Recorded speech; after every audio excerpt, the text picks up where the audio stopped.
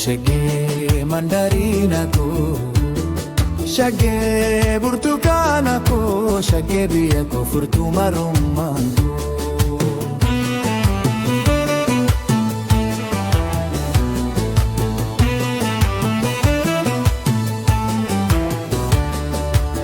Koot burtukaana ko hin fagaatin narraa, jaalaluma keetiin an booji'ameera.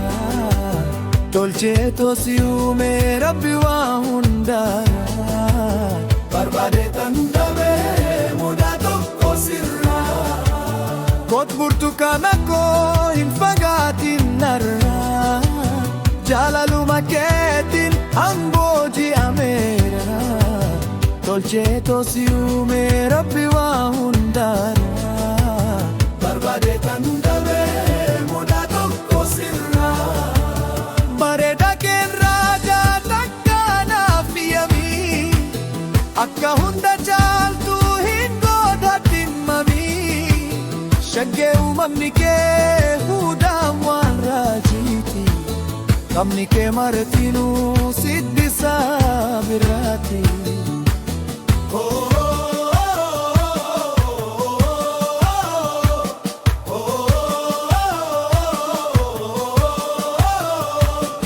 Shagee burtukaana ko, shagee mandarina ko, shagee burtukaana ko, shagee biyya ko furtuuma rummaan ko.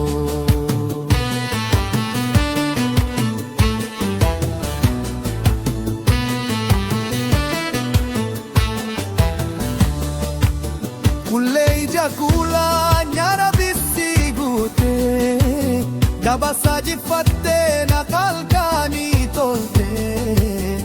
Gonkumaan kufamu kookni isheen dubbattu, dibamaatu fayyaa yeroo isheen kofaltu. Kullee ija kuulaa nyaara bisii gootee, dabasa jiffattee na qalqaanii toltee. Gonkumaan kufamu kookni isheen dubbattu, dibamaatu fayyaa yeroo isheen kofaltu. Sirraa addaan bahee jiraachuun danda'u, jiruuf jireenyi koo shaggeenaan mijaa'u. Egaa si'eetii akkoot na gammachiisi, mi'aa jaalala kee takka na ulachiisi.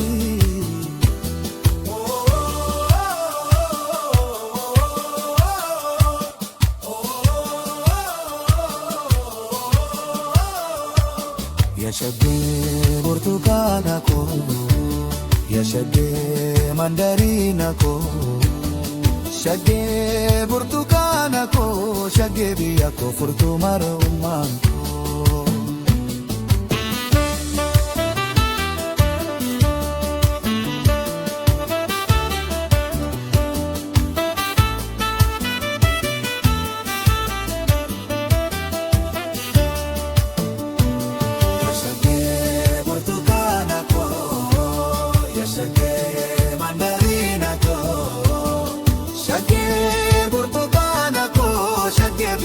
Furtuuma rummaan koo.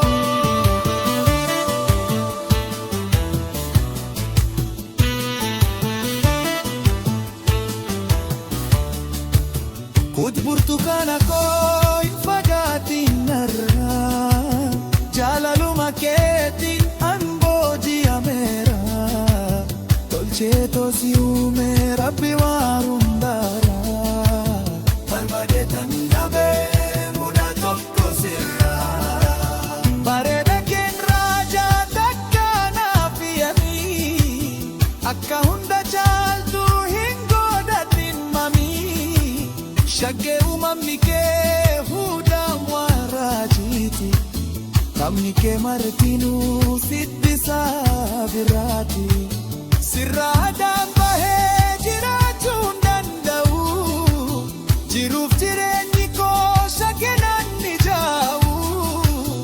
Egaa si'eetii akkoot na gammachiisi, firii jaalala kee takka na ulachiisi.